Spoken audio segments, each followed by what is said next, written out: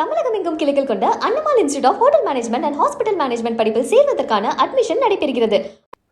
சென்னை அள்ளிக்குளம் பகுதியில் குப்பைகள் அதிக அளவு தேங்கி இருந்த நிலையில் இதுகுறித்து நமது நியூஸ் 7 தமிழ் தொலைக்காட்சியில் செய்தி வெளியானதை அடுத்து தற்போது குப்பைகள் அகற்றப்பட்டுள்ளது.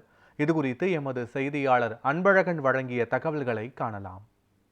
சென்னை மாநகராட்சி மண்டலம் 58 அள்ளிக்குளம் பகுதியை பொறுத்தவரை இங்கு நீதிமன்றம் உள்ளது, அதே போல் நேரு ஸ்டேடியம் உள்ளது. இந்த இடத்துல பார்த்திங்கன்னா அதிக அளவு குப்பைகள் தேங்கி காணப்பட்டது.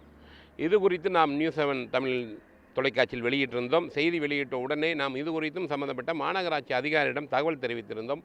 அவர்கள் உடனடியாக ஆட்களை அனுப்பி இது தற்பொழுது அந்த குப்பைகளை அகற்றியுள்ளார்கள். ஏனென்றால் வடகிழக்கு பருவமழை தொடங்க உள்ள சூழலில் மழைக்காலம் என்பதால் வரக்கூடிய மழைக்காலத்துக்கு முன்பாக இதுபோல் குப்பைகளை அகற்ற வேண்டும் என்று நாம் கூறியிருந்தோம். ஏன்னா குப்பைகள் அதிகமாக தேங்கி இருப்பதால் நோய் தொற்று ஏற்படுத்தக்கூடிய அபாயம் உள்ளது.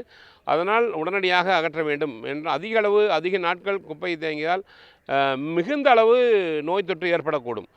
உடனடியாக நான் கூறியவுடன் உடனடியாக அந்த சம்பவ இடத்திற்கு அதிகாரிகள் ஆய்வு செய்த பின் தற்பொழுது அந்த இடத்தை பொக்லைன் இயந்திரம் கொண்டு தூய்மைப்படுத்தியுள்ளார்கள்.